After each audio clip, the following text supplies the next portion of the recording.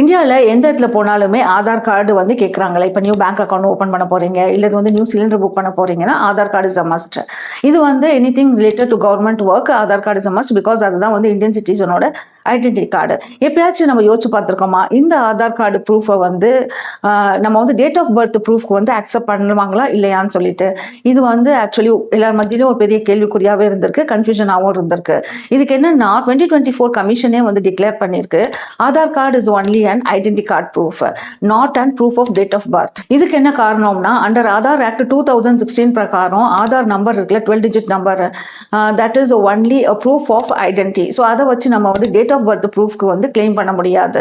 இந்த Aadhaar card number பார்த்தீங்கன்னா unique identification நம்பராக இருக்கும். அண்ட் இது ஜென்ரேட் பண்ண மெத்தட் பார்த்தீங்கன்னா பயோமெட்ரிக் டெக்னாலஜி வச்சு ஜென்ரேட் பண்ணியிருப்பாங்க. இந்தியாவில் வந்து 2 நிகழ்வு ரொம்ப முக்கியங்க. ஒன்று வந்து பர்த், இன்னொன்று வந்து டெத்.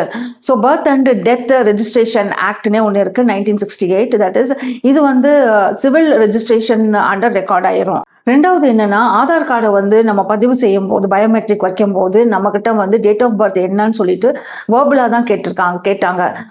இப்போ அதுக்கு வந்து டேட் ஆஃப் பர்த் ப்ரூஃப் இருக்கிறவங்க வந்து எடுத்தாந்து கொடுத்தாங்க, இல்லாதவங்க வந்து வேர்பலாக சொன்னது தான். இப்போ ரொம்ப பழைய காலத்து ஆளுக்கிட்ட எல்லாம் ப்ரூஃப் இருக்காது. ஸோ அவங்க சொன்னது வச்சு தான் எடுத்துக்கிட்டாங்க.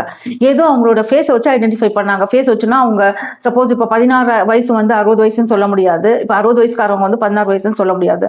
ஸோ இது வந்து ஒரு குத்துமதிப்பான டேட் ஆஃப் பர்த் தான் ஆதார் கார்டில் வந்து இருக்கிறதுக்கு வாய்ப்புகள் அதிகமாக இருக்கு. ஸோ சிஸ்டம் இதை எப்படி எடுத்துக்கிறோமா, January 1st of that year is the date of birth of that person மாதிரி எடுத்துக்கிறோம்.